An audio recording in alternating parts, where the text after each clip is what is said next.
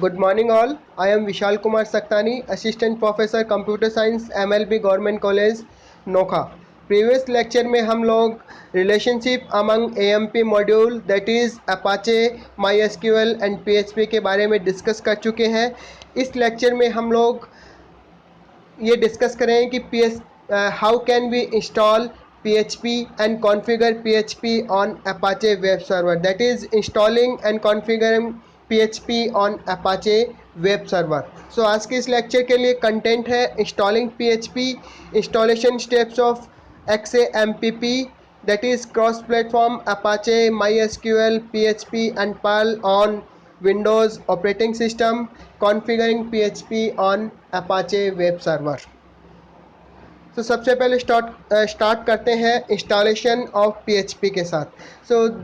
जैसा कि हम लोग डिस्कस कर चुके हैं कि PHP को इंस्टॉल करने के लिए हमें बेसिकली AMP मॉड्यूल की रिक्वायरमेंट होती है, that is Apache MySQL and PHP. और इन तीनों को हम इंडिविजुअली भी इंस्टॉल कर सकते हैं, बट इट इज़ बेटर और it is suggested to install AMP software package, that is Apache MySQL PHP software stack और सॉफ्टवेयर पैकेज. यानी इनको एक पैकेज की फॉर्म में, इन तीनों को AMP मॉड्यूल को एक पैकेज की फॉर्म में इंस्टॉल करना बहुत ही कंफर्टेबल रहता है, बहुत ही बेनिफिशियल या कन्वीनियंट रहता है. तो जैसा कि आप लोग जानते हैं कि AMP मॉड्यूल डिफरेंट टाइप के ऑपरेटिंग सिस्टम्स के लिए अवेलेबल है, जैसे कि विंडोज़ के लिए वैम्प, Windows Apache MySQL PHP, Linux के लिए LAMP, Linux Apache MySQL PHP, Mac के लिए MAMP, Mac Apache MySQL PHP and cross platform के लिए cross Apache MySQL PHP Perl, ये पैकेज अवेलेबल है. सो यहाँ पे हम लोग मेनली सबसे कन्वीनियंट और सबसे मोस्ट पॉपुलर वर्जन जो कि cross platform Apache MySQL PHP Perl है, उसको कॉमनली यूज़ किया जाता है. तो उसके इंस्टॉलेशन के स्टेप्स क्या क्या है और उसको हम कॉन्फ़िगर कैसे करेंगे उसको डिस्कस करते हैं. तो now what are the installation steps of XAMPP on Windows operating system. तो सबसे पहले स्टेप नंबर 1 में हमें रिक्वायर्ड सॉफ्टवेयर को डाउनलोड करना होगा, रिक्वायर्ड XAMPP वर्जन को डाउनलोड करना होगा. ये हमें इस स्टेप से डिसाइड करना होगा कि अगर अपना ऑपरेटिंग सिस्टम 32 बिट है तो हमें XAMPP का 32 बिट वर्जन डाउनलोड करना होगा, और अगर हमारे XAMPP ऑपरेटिंग सिस्टम का वर्जन 64 बिट है तो हमें XAMPP का 64 बिट वर्जन डाउनलोड करना होगा. apachefriends.org एक वेबसाइट है जहाँ से हम इन पैकेजेस को डाउनलोड कर सकते हैं. जैसे कि यहाँ पे हम लोग देख सकते हैं कि 7.2.22 वर्जन सेलेक्ट किया हुआ है. उसके बाद में स्टेप नंबर 2 पे जैसे ही हम XAMPP पैकेज को डाउनलोड कर लेंगे, उस पर हम डबल क्लिक करेंगे एंड उसके बाद में अलाउ करेंगे to make changes in your system. उसके बाद में एक विंडो पॉपअप होगा और उसमें हमें नेक्स्ट बटन पे क्लिक करना है. जैसा कि आपके सामने ये विंडो शो हो रहा है, इस विंडो पे हमें नेक्स्ट बटन पे क्लिक करना है. उसके बाद में स्टेप नंबर 3 में हमें कंपोनेंट्स को सेलेक्ट करना है कि कौन से कंपोनेंट हम इंस्टॉल करना चाहते हैं. यहाँ पे MySQL फाइलजिला जो कि FTP सर्वर है, mail server, Tomcat, PHP Perl, PHP MyAdmin जो कि हम MySQL के लिए यूज़ कर सकते हैं, वेबलाइजर, फैक्स एंड मेल, ये सब कंपोनेंट्स हैं जो कि XAMPP में इनबिल्ट है. इनको हम इंस्टॉल कर सकते हैं. इनमें से जो कंपोनेंट हम इंस्टॉल नहीं करना चाहते उन कंपोनेंट्स को हम अनटिक कर सकते हैं, और जो कंपोनेंट इंस्टॉल करना चाहते हैं उन पे टिक करके हमें नेक्स्ट पे क्लिक करना होगा. फिर स्टेप नंबर 4 में हमें उसके लिए इंस्टॉलेशन फ़ोल्डर की लोकेशन सेलेक्ट करनी होगी। जैसे कि बाय डिफ़ॉल्ट इंस्टॉलेशन फ़ोल्डर की लोकेशन जिस भी ड्राइव में ऑपरेटिंग सिस्टम इंस्टॉल होता है, जैसे कि सी ड्राइव में अगर ऑपरेटिंग सिस्टम इंस्टॉल्ड है तो सी ड्राइव में एक XAMPP नाम का एक फ़ोल्डर जनरेट होगा, उस फ़ोल्डर के अंदर होगा। अदरवाइज़ हम लोग अपने अकॉर्डिंग फ़ोल्डर को सेलेक्ट कर सकते हैं। फ़ोल्डर सेलेक्ट करने के बाद में हमें नेक्स्ट बटन पे क्लिक करना होगा। उसके बाद में हमारे जो स्क्रीन हमारे पास में अपीयर होगी उस पर फॉरवर्ड मूव करने के लिए नेक्स्ट बटन पे क्लिक करना होगा। उसके बाद में हमारे पास एक मैसेज शो होगा that is XAMPP is ready to install. तो इसके हमें फिर से नेक्स्ट बटन पे क्लिक करना होगा। फिर स्टेप नंबर 7 में एक विंडो डिस्प्ले होगी that is after successful installation, और उसमें हमें एक फिनिश बटन पे क्लिक करना होगा, क्योंकि आफ्टर सक्सेसफुल इंस्टॉलेशन या फिनिश बटन हमें शो होगा, और जैसे हम फिनिश बटन पे क्लिक करेंगे उसका इंस्टॉलेशन फिनिश हो जाएगा। और उसके बाद में हमें एक अपनी प्रीफर्ड लैंग्वेज सेलेक्ट करनी होगी। जैसे यहाँ पे आप लोग देख पा रहे हैं कि जो फर्स्ट जो यहाँ पे सेलेक्ट की हुई लैंग्वेज है दैट इज़ US इंग्लिश। तो हमें अपनी प्रीफर्ड लैंग्वेज को यहाँ पे सेलेक्ट करना है और उसे सेव कर देना है। उसके बाद में स्टेप नंबर 9 में हमें ये चेक करना है कि XAMPP प्रॉपर इंस्टॉल हुआ या नहीं हुआ।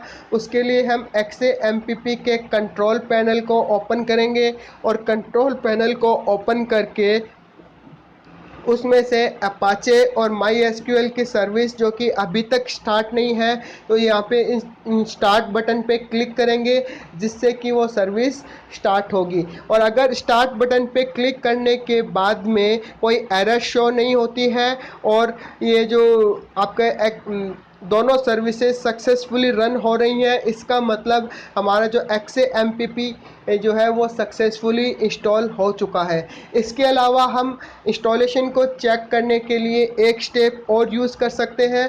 हमें ये चेक करना है कि सक्सेसफुली या प्रॉपरली हमारा XAMPP वर्क कर रहा है या नहीं कर रहा। उसके लिए हम वेब ब्राउज़र ओपन करेंगे और सबसे पहले सर्विसेज को स्टार्ट करेंगे MySQL एंड अपाचे की, और उसके बाद में वेब ब्राउज़र को ओपन करेंगे।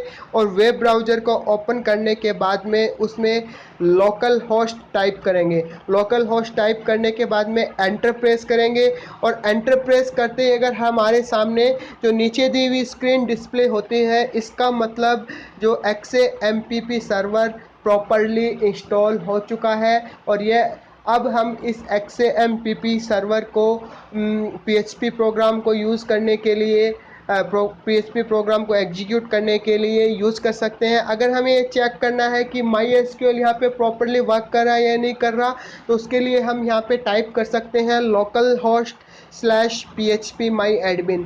अगर हमारे पास में उसके बाद में PHP my admin का विंडो ओपन होता है, इसका मतलब MySQL भी प्रॉपरली वर्क कर रहा है। तो ये थे इंस्टॉलेशन के स्टेप्स। तो विंडोज़ पे XAMPP का इंस्टॉलेशन बहुत ही ईजी है। अब हम बात करते हैं configuring PHP on Apache web server. So यह बहुत ही इम्पोर्टेंट पार्ट है। तो PHP को कॉन्फ़िगर करने के लिए अपाचे सर्वर पे PHP को कैसे यूज़ करना है, उसके लिए कुछ कॉन्फ़िगरेशन सेटिंग्स होती हैं जिनको हम यूज़ कर सकते हैं। उनमें से दो इम्पॉर्टेंट सेटिंग है। एक अपाचे सर्वर के लिए जो कि http.conf फाइल को यूज़ करता है। तो अपाचे सर्वर जिस httpd.conf फाइल को यूज़ करता है, ये आपका XAMPP अपाचे कॉन्फ फोल्डर के अंदर लोकेटेड होता है, और इसके अंदर आपके ग्लोबल सेटिंग्स होती हैं जिनको अपाचे यूज़ करता है। इनमें से कुछ इम्पॉर्टेंट सेटिंग जो है वो इस टाइप से है।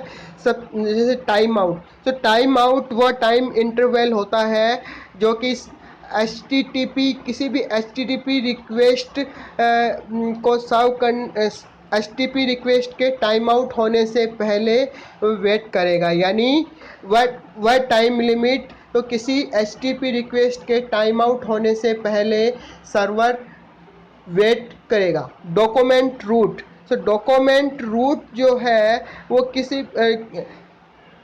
किसी भी वेब एप्लीकेशन के लिए, वेबसाइट के लिए जो H T T P process हैं उनके लिए रूट डायरेक्टरी है।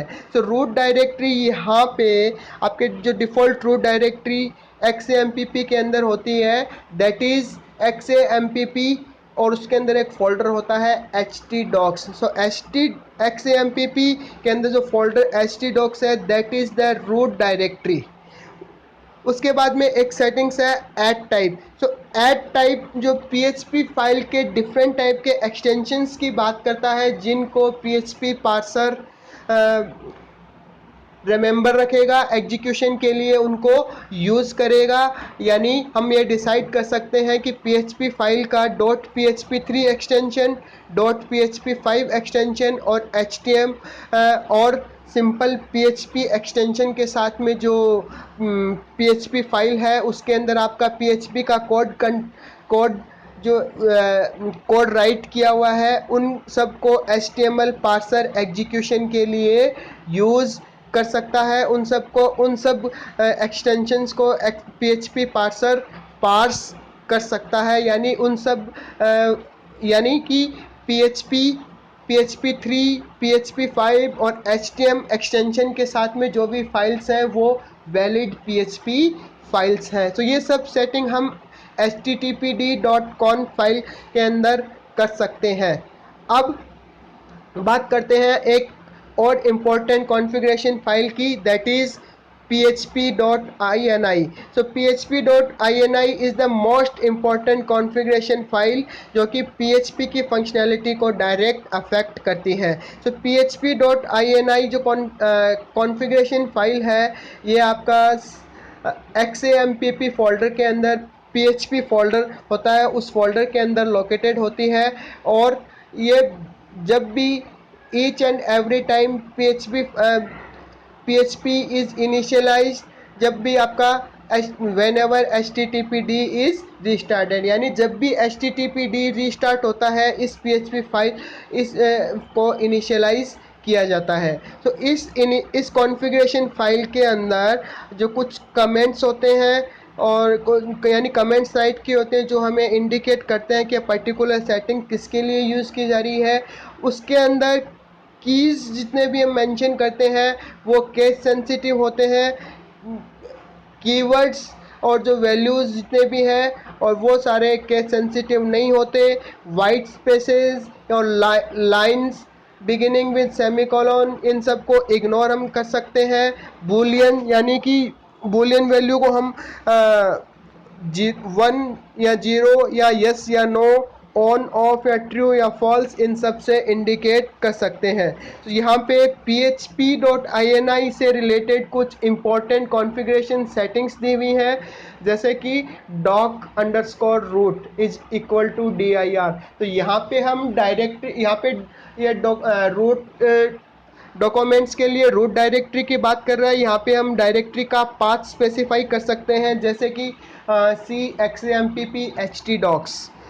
फाइल अपलोड्स ऑन या ऑफ, यानी फाइल अपलोड्स को हमें ऑन रखना है या ऑफ रखना, वो हम यहाँ पे सेट कर सकते हैं। MySQL dot default underscore host या इजिकल टू होस्ट नेम, यानी यहाँ पे हम होस्ट MySQL के लिए डिफ़ॉल्ट होस्ट कौन सा होगा उस होस्ट को हम यहाँ पे स्पेसिफाई कर सकते हैं। ये होस्ट नेम के अंदर उसकी वैल्यू को स्पेसिफाई कर सकते हैं। फिर नेक्स्ट है MySQL dot default underscore user is equal to user name, यानी कि किसी PHP एप्लीकेशन को डेवलप करते वक्त हम अगर MySQL यूज़ कर रहे हैं तो MySQL के लिए उस टाइम उसका डिफ़ॉल्ट यूज़र नेम क्या होगा, तो उस डिफ़ॉल्ट यूज़र नेम को हम MySQL dot default underscore user के अंदर स्पेसिफाई कर सकते हैं यूज़र नेम के अंदर।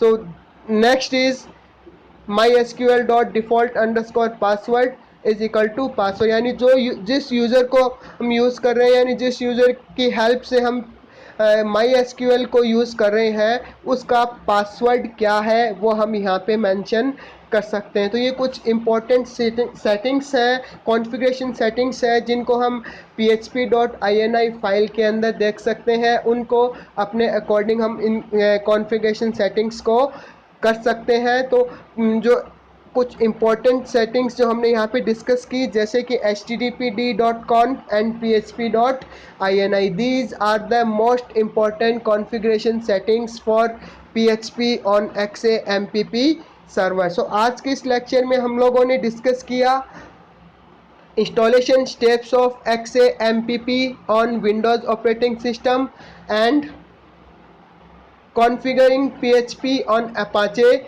web server, and most importantly httpd.conf and php.ini. Thank you.